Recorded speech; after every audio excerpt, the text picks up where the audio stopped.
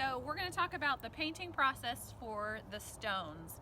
We're going to be using a paint color called Antique Bisque. It's just kind of a neutral beige color.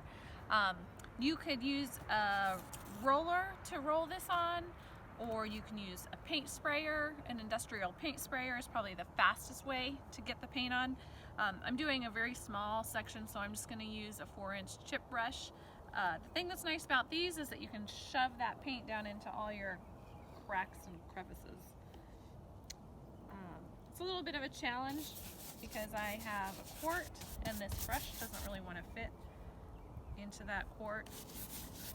But it is very important that you get into all the little cracks, because otherwise you might have it end up looking a little bit like snow.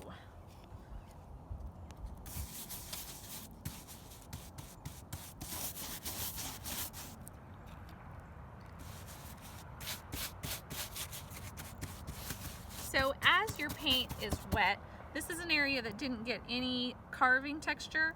So what we're going to do there is we're going to just sprinkle in a little bit of sawdust.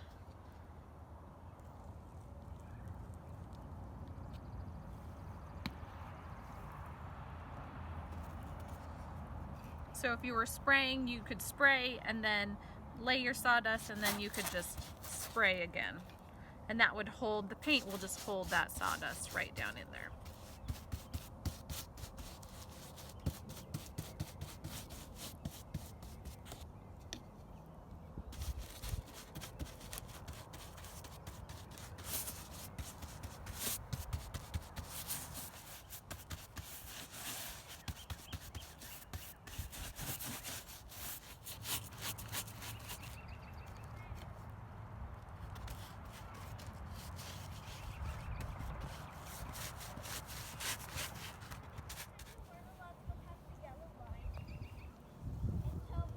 Once your base coat dries, you're going to want to do your shadowing and your highlighting.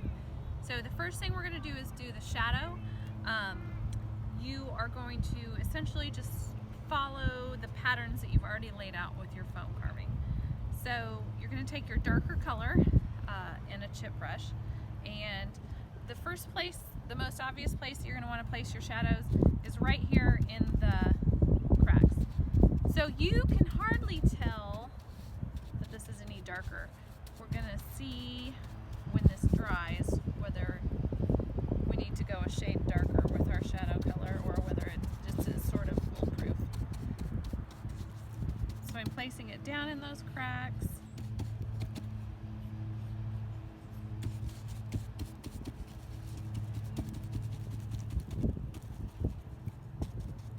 I'm gonna go ahead and take that off the edge here.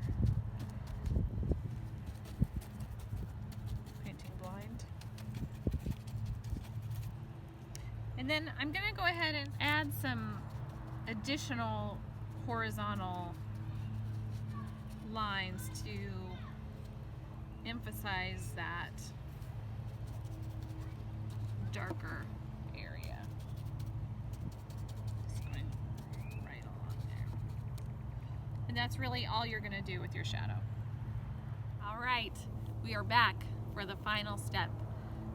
It looks like our shadow color was about the correct tone. It's not too dark that it's going to be challenging to make it look realistic, but it is darker than the base coat. Our final step is to be doing the shadow, or excuse me, highlight color. So for the highlight color, you are going to use more surface area than the shadow.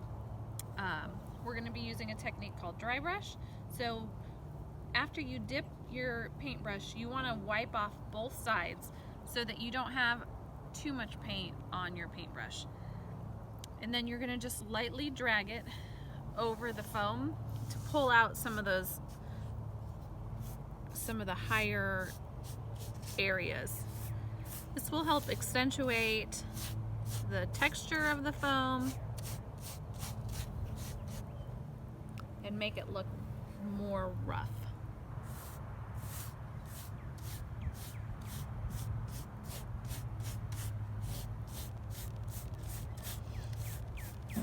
As you see, I'm varying the angle of my paintbrush as I work across the foam. We want to avoid paintbrush streaks. If you feel like you're getting a lot of very obvious brush strokes, then you want to go clean out your paintbrush.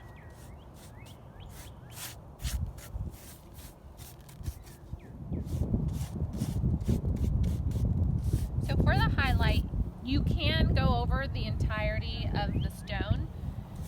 Some stones you're going to want to do more highlight. Some stones you're going to do very, very little highlight so that you can see some difference between individual stones on the wall.